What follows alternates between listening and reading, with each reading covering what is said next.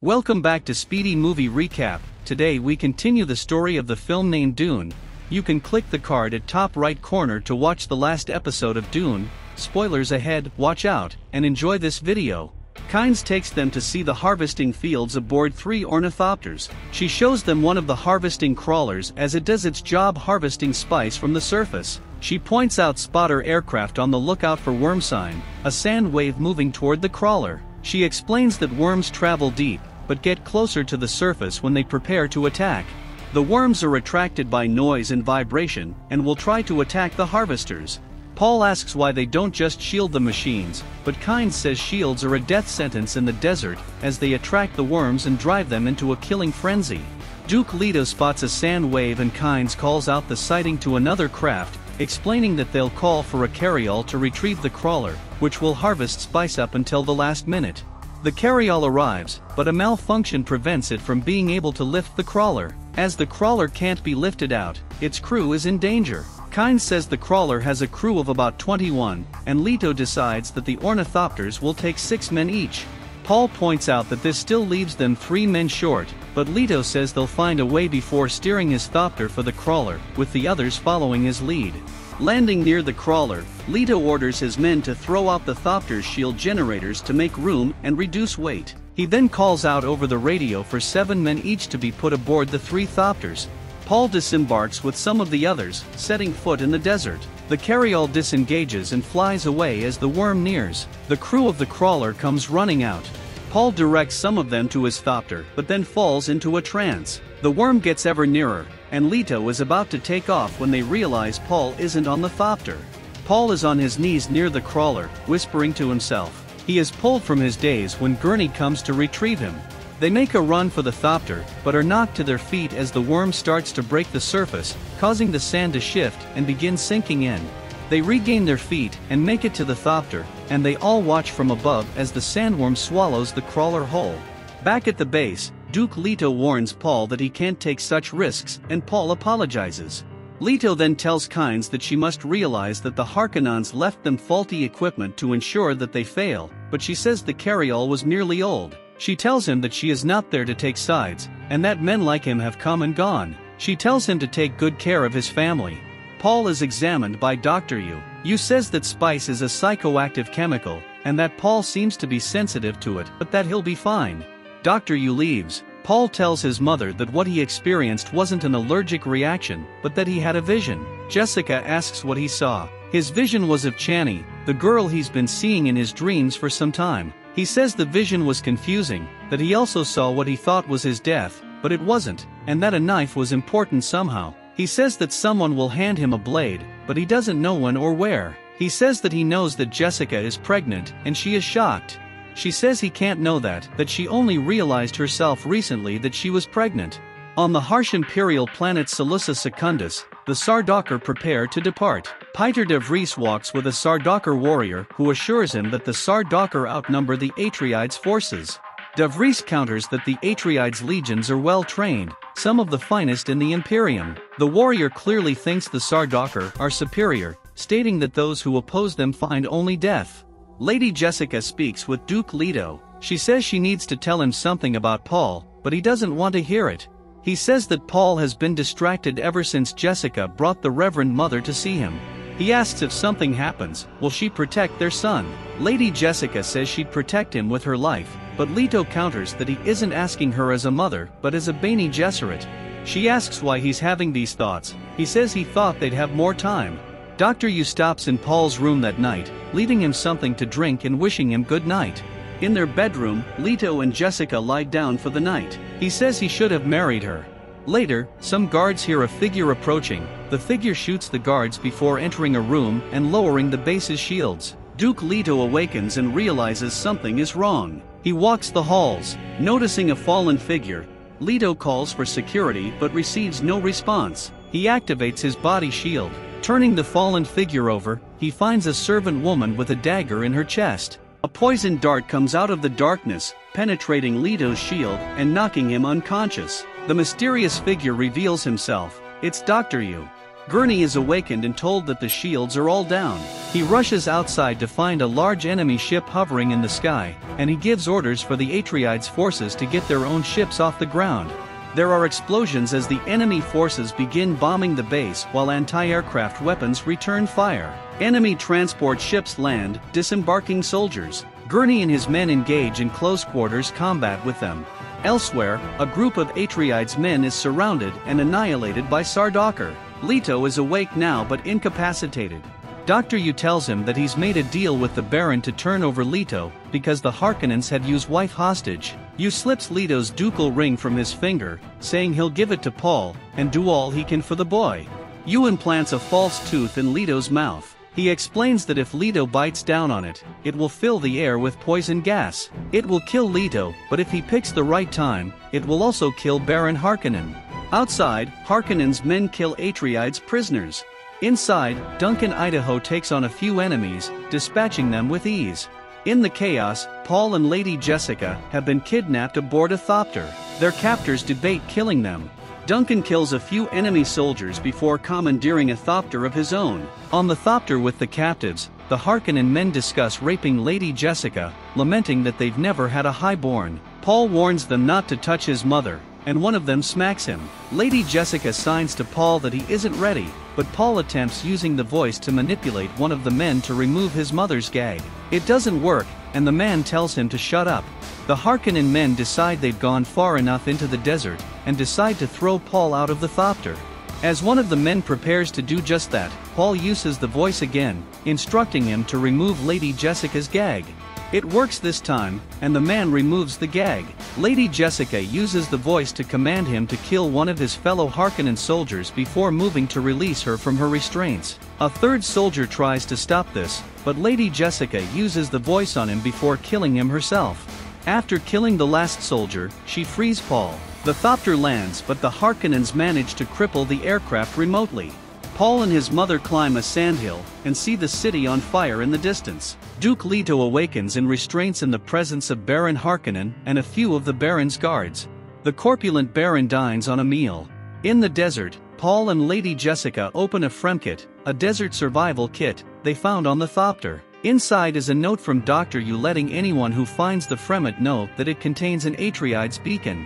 Dr. Yu is escorted to join the Baron and Duke Leto. Yu says that he disabled the Atreides' comms and lowered their shields. He reminds the Baron that their deal means he must release Yu's wife. The Baron floats over to Dr. Yu and tells him that he promised to set the doctor's wife free, and that the doctor would join her. He says, so join her, before killing Dr. Yu.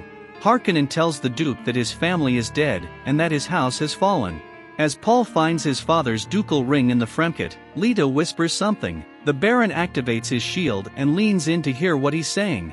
Leto bites down on the false tooth and blows out the poison gas in a cloud, killing several of Harkonnen's men before the last ones alive manage to shut the door to the room. Dr. Kynes watches as Duncan Idaho lands his thopter. He is angry because he thinks she knew what was coming. She says that she is commanded to say nothing, to see nothing. Duncan says House Atreides was sent to Arrakis to die. Men in protective suits enter the room where Duke Leto let off the poison gas. They find the Baron alive. Out in the desert, Paul and his mother take shelter under a tent found in the Fremkit. Paul has another vision of Chani. In the vision, the Freeman girl is watching a great battle in which Paul, clad in a full-body suit, is a participant. Lady Jessica asks what else he sees in the vision. He becomes agitated as he tells her that he sees a holy war spreading across the universe like an unquenchable fire, a war of religion fought under the Atreides banner, and in Paul's name. Lady Jessica tries to calm him, but he reacts angrily, telling her that the Bene Gesserit made him a freak. He then allows her to embrace him. He says he knows that his father is dead. They wait together as the Atreides beacon sounds regularly. Together, they leave the tent, which has been covered in sand. He helps his mother climb out of the hole in the sand. Just then, a thopter comes roaring overhead before landing. It's Duncan, who has followed the beacon. On the thopter, Duncan tells them that the Harkonnens hit every population center on the planet at once, and that the Harkonnen forces were bolstered by the Sardaukar. Lady Jessica says this means the Emperor has taken the side of the Harkonnens. She asks what Kynes, the judge of the change, has to say about this. Kynes claims she is forbidden to say anything at all, but Paul points out that she risked her life to help them. They arrive at their destination, where they need to take cover from an oncoming sandstorm. The site is the location of an old ecological testing station. Long ago, the harsh Iraqis' climate was meant to be tamed, and the water locked beneath the sands freed. Work had begun to transform Iraqis into a paradise, but then spice was discovered, and nobody wanted the desert to go away. Paul tells Dr. Kynes that the great houses fear precisely what just happened to the Atreides, that the Sardaukar would pick them off one by one. Only together could they stand a chance against the Imperium. He asks if Kynes will testify that the Emperor moved against House Atreides, but she says that even if she were believed, it would only lead to general warfare between the great houses and the Emperor. Lady Jessica agrees, saying the result would be chaos. Paul suggests that he could make the Emperor an offer to marry one of his daughters, but Kynes doesn't think this is realistic. The Emperor tried to kill Paul, and now Paul is hiding in a hole in the ground. Paul says that the Fremen speak of the Lisan al-Gaib, who they think will lead them to paradise. Kynes says this is just superstition, but Paul tells her things about herself he can't know and says that he's seen her dream. He says that, as Emperor, he could make Iraqis into a paradise with a wave of his hand. The enemy has found the station, and soldiers lower themselves down onto it.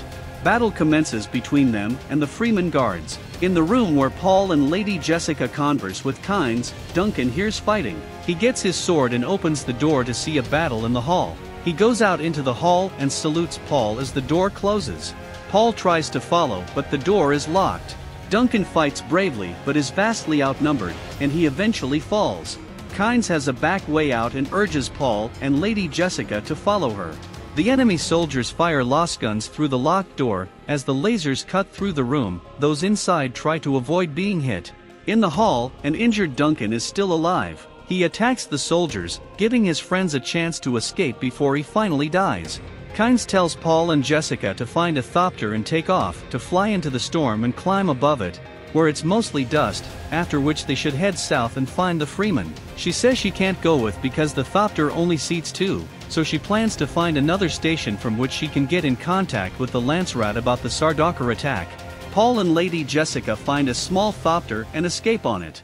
Dr. Kynes plants a thumper in the sand. The device beats the sand, the vibrations attracting a sandworm. She has 2 hooks ready, and it's apparent that she means to attempt to ride the sandworm. As the worm nears, Kynes is stabbed from behind by Sardaukar soldiers. As the soldiers ready to execute her, Kynes bangs on the ground. The sandworm arrives, swallowing all of them from below. Paul and Lady Jessica flee toward the sandstorm with enemy thopters in pursuit. Missiles are fired at them, but Paul flies directly into the storm. The missiles follow, but are unable to stay locked onto their target and explode harmlessly. As the storm starts doing serious damage to their thopter, Jessica recites the litany against fear. Beast Rabban goes to see his uncle, Baron Harkonnen. He tells the Baron they chased Paul and Jessica, but the pair disappeared into a sandstorm. He assures his uncle that nothing could survive such a storm, and that they must be dead. The Baron tells Rabban to inform Gadi Prime to start selling spice reserves. They don't want the price to fall because they need money to cover the expenditures of the attack on Iraqis. Rabban asks what to do with the Fremen. The Baron tells him to kill them all. Paul and Jessica make it out of the sandstorm in their damaged thopter. The wings begin falling off, and they make a crash landing.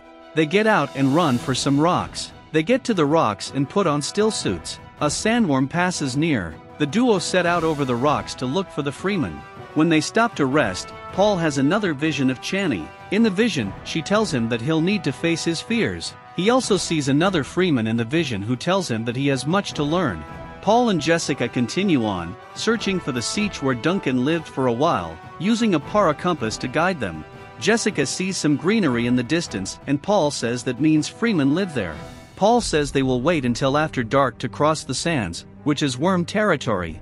He tells her about the sand walk, the way the Freemen have of crossing the desert to avoid attracting worms. They set out. As they sit atop a sand dune, exhausted, they see a sand wave. Worms are near. They continue on. Things are fine until they step on drum sand, which, as its name suggests, makes a loud noise when people walk over it. A worm heads in their direction and they run. They watch as the huge sandworm lifts itself out of the sand. There is a tense moment until someone sets off a thumper that attracts the sandworm's attention away from Paul and his mother. They climb atop some nearby rocks and Jessica is relieved. Paul says that someone called the worm away. He senses something and signs to Jessica that they are not alone. They realize they are surrounded by freemen. Stilgar is among them, and he tells them not to run because they'd only waste their body's water. Paul reminds Stilgar that they've met before. Stilgar tells his people that Paul is the boy he told them about and that they can't touch him. The freemen wonder if he can really be the Lisan al-Gaib. A freeman man, James, says the boy looks like a weakling, but Stilgar counters that they made a brave crossing, and Paul does not speak or act like a weakling. James argues that it was only his thumper that saved Paul's life, and that Paul is not the one. Stilgar states that Paul is young and could learn their ways, but Lady Jessica is too old. The freemen attack. After a short scuffle, Jessica takes hold of Stilgar, putting a knife to his throat. Paul takes out a Mala pistol. The freemen back off. Stilgar asks why Jessica didn't tell them she was a weirding woman and a fighter. Lady Jessica takes the blade away from Stilgar's throat, letting him go. Stilgar says the sun is about to rise, and that they must reach Siege Tabor, where he is from. He says Paul's and Jessica's fate will be decided there, and until then they have his protection. Paul hears a voice behind him telling him that she would not have let him hurt her friends. He turns to find that Chani, the girl he's dreamt about, is there. She says that some say he is the Mahdi, but to her, he looks like a little boy. Paul and Chani join the others. Stilgar demands that Paul hand over his Mala pistol, saying he'll get it back when he's earned it. Paul hands the weapon over. Jaime speaks up, objecting to taking the strangers with them. Stilgar says that he's already spoken on the matter. Jaime says Stilgar talks like a leader, but the strongest leads. Lady Jessica bested Stilgar in combat, and now Jaime challenges her to a fight. Stilgar warns Jaime not to do this. Jaime asks where her champion is and Paul steps forward. As they prepare for combat, Paul has another vision, hearing a female voice, saying that Paul Atreides must die for Kwisatz Haderach to rise. Chani comes over and tells Paul that, while she doesn't believe he is the Lisan al-Gaib, she wants him to die with honor. She lends him a crysknife given to her by her great-aunt. Paul recognizes it as the knife he saw in an earlier vision. Chani tells him it will be a great honor to die holding it. The freeman and Lady Jessica look on as Paul and Jaime face each other. Jaime says, "May my knife chip and shatter," and Paul gives the man the same salute that Duncan Idaho gave before his final battle. The two men fight. Paul quickly takes an advantage, putting his blade to Jaime's throat and asking if he yields. Stilgar says there is no yielding, and that one of them must die. Stilgar asks Jessica if her son is toying with his opponent, but she says that Paul has never killed a man. Jaime's knock Paul down. When Paul gets up, Jaime's charges and Paul deals a killing blow. Stilgar says that Paul is one of them now. Lady Jessica insists that Paul needs to get off-world. Paul demurs, saying that his father came to Arrakis not for spice or riches, but for the strength of the freeman people. He says that his own road leads into the desert, and that if the freemen will have them, they will come. The group heads into the desert, carrying the body of Jaime's with them. Paul and Jessica stop, watching as a freeman rides a sandworm using hooks. Chani tells Paul that this is only the beginning. They continue onward. Please subscribe my channel for more video, and hope to see you in next video.